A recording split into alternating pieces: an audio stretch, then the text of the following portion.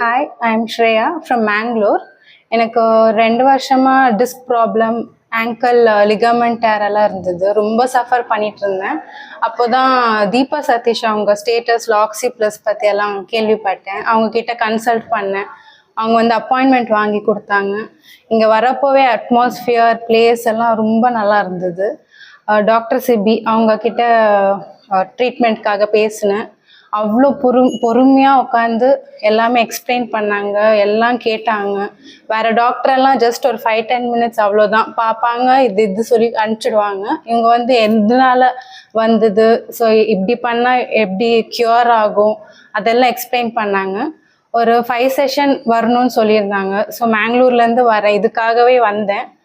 ஒரு ஹோப்ஸ் வச்சுட்டு நிறைய டாக்டர்ஸ் கிட்டலாம் பார்த்து எதுவுமே ஒர்க் அவுட் ஆகலை. சரி ஃபைனலாக இது ட்ரை பண்ணலாம் அப்படின்னு வந்தேன். ஒரு 2 செஷன்ஸ் வரைக்கும் இம்ப்ரூவ்மெண்ட் தெரியல.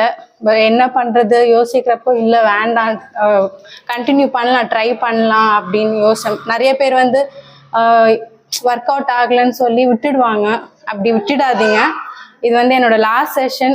ரொம்பவே இம்ப்ரூவ்மெண்ட் இருக்குது. ட்ராவல் பண்ண முடியுது, உட்கார முடியுது, எல்லாமே பண்ண முடியுது. ஜஸ்ட் ஒரு 5-10% இன்னும் ரிக்கவரி ஆக வேண்டியது இருக்குது. அதுவும் கண்டிப்பாக ஆகிடும்னு நம்பிக்கையோடு இருக்கேன். ஸோ நிறைய பேர் ப்ராப்ளம்ஸில் இருக்கீங்கன்னா தயவு செஞ்சு இங்கே வாங்க. ஆக்சி ப்ளஸ் ரொம்ப நல்ல பிளேஸ்.